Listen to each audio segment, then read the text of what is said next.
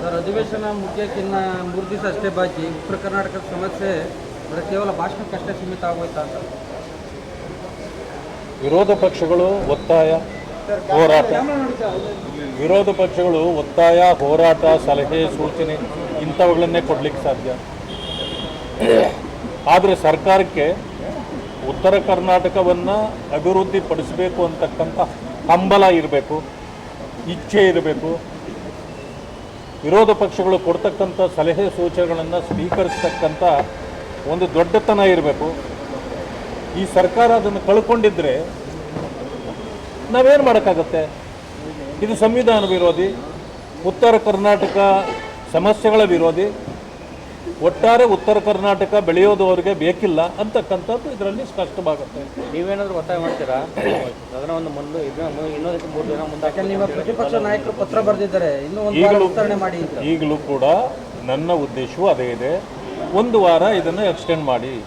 ಈಗಾಗಲೇ ಏನೇನು ಚರ್ಚೆಗಳಾಗಬೇಕಾಗಿತ್ತು, ಸಮಸ್ಯೆಗಳಿಗೆ ಪರಿಹಾರ ಕೊಡಬೇಕಾಗಿತ್ತು, ಇದುವರೆಗೂ ನಮ್ಮ ಬೇಡಿಕೆ ಇದೆಯೇ ಹೊರತು ಸರ್ಕಾರ ಯಾವುದೇ ಬಾಯಿ ಕೂಡ ತೆಗೆದಿಲ್ಲ, ಒಂದಕ್ಕೂ ಉತ್ತರ ಕೊಟ್ಟಿಲ್ಲ. ಹಾಗಿದ್ದ ಮೇಲೆ ಉತ್ತರ ಕೊಡೋದು ಯಾವಾಗ? 2 ದಿನದಲ್ಲಿ ಕೊಡಲಿಕ್ಕಾಗತ್ತಾ? ಈ 2 ದಿನದಲ್ಲಿ ಆಗೋದಿಲ್ಲ. ಆ ಕಾರಣದಿಂದ 1 ವಾರಕ್ಕೆ, ಮುಂದಿನ 1 ವಾರಕ್ಕೆ ಇದನ್ನು ವಿಸ್ತರಿಸಿ ಸಮಸ್ಯೆಗಳ ಪರಿಹಾರಕ್ಕೆ ಪ್ರಯತ್ನ ಮಾಡಬೇಕು ಅಂತೇಳಿ ನಾನು ಸರ್ಕಾರಕ್ಕೆ ಆಗ್ರಹ ಪಡ್ತೀನಿ. ಅನೇಕ ಬಿಲ್ಗಳನ್ನು ದ್ವೇಷ ಭಾಷಣ ವಿರೋಧಿ ಬಿಲ್ಗಳನ್ನು ತರ್ತಾ ಇದ್ದಾರೆ, ಅದೇ ಥರ ಬೇರೆ ಬೇರೆ ಬಿಲ್ಗಳನ್ನು ತರ್ತಾ ಇದ್ದಾರೆ. ಯಾವುದು? ತಮ್ಮ ದ್ವೇಷ ಭಾಷಣ ವಿರೋಧಿ ಬಿಲ್ ತರ್ತಾ ಇದ್ದಾರೆ, ಅದಕ್ಕೆ ತಮ್ಮ ಆಗ್ರಹ. ನೋಡಿ, ದ್ವೇಷ ಭಾಷಣ ಮಾಡ್ತಕ್ಕಂಥವರಿಗೆ ಶಿಕ್ಷೆ ಕೊಡಲಿಕ್ಕೆ ಈಗಾಗಲೇ ಕಾನೂನಿನಲ್ಲಿ ಆದ್ಯತೆ ಇದೆ. ಇದ್ರೂ ಕೂಡ ಇದನ್ನು ಯಾಕೆ ತರ್ತಿದ್ದಾರೆ ಅಂದರೆ, ಸಂಘ ಸಂಸ್ಥೆಗಳಿರ್ಬೋದು ಅಥವಾ ಯಾವುದೇ ವೈಯಕ್ತಿಕ ವ್ಯಕ್ತಿಯ ವಿಷಯ ಇರ್ಬೋದು ಅಥವಾ ಮುಖಂಡರುಗಳಿರ್ಬೋದು, ರಾಜಕೀಯ ಪಕ್ಷದ ಮುಖಂಡರುಗಳಿರ್ಬೋದು, ಯಾರೇ ಮಾತಾಡಿದರೂ ಕೂಡ ಅವರ ಮೇಲೆ ಹತೋಟಿ ಸಾಧಿಸಬೇಕು. ಯಾಕಂತಂದರೆ ವೀಕ್ ಪರ್ಸನ್ ಆಲ್ವೇಸ್ ಈ ರೀತಿಯ ಭಯಪಟ್ಟು ಇಂಥವುಗಳನ್ನು ಮಾಡ್ತಾರೆ.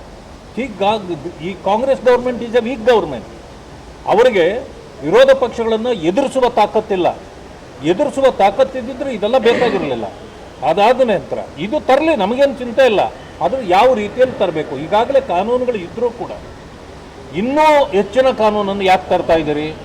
ಇದನ್ನು ನೀವು ಪೊಲೀಸ್ ರಾಜ್ಯ ಮಾಡಲಿಕ್ಕೆ ಹೊರಟಿದ್ದೀರಾ, ಪೊಲೀಸ್ನವ್ರಿಗೆ ಅಧಿಕಾರ ಕೊಟ್ಟು. ಏನಂತಂತಂದರೆ ಅದರಲ್ಲಿ ಯಾವುದೇ ಇಂಥ ವಿಷಯ ಅನ್ನೋದೇ ಇಲ್ಲ. ದ್ವೇಷ ಭಾಷಣದ ಇದರಲ್ಲಿ ನಾನು ನೋಡಿದ್ದೇನೆ. ಅಂದರೆ ಏನು ಮಾಡಿದ್ರು, ಯಾರೇ ಒಂದು ಕಂಪ್ಲೇಂಟ್ ಕೊಟ್ಟರು, it is a non bailable. ಹರಣ ಆಗಲ್ಲ. ಹೌದು ಹೌದು. ಅದಕ್ಕೆ ನಮ್ಮ ಕಾನ್ಸ್ಟಿಟ್ಯೂಷನಲ್ 19A ಆರ್ಟಿಕಲ್ನ ವಿರೋಧ ಆಗುತ್ತೆ. ಆ ಕಾರಣದಿಂದ ನಾವು ವಿರೋಧ ಮಾಡ್ತೇವೆ, ಆದರೆ ಅದಕ್ಕಾಗಿ ಎದುರ್ಕೊಳ್ಳೋದಿಲ್ಲ.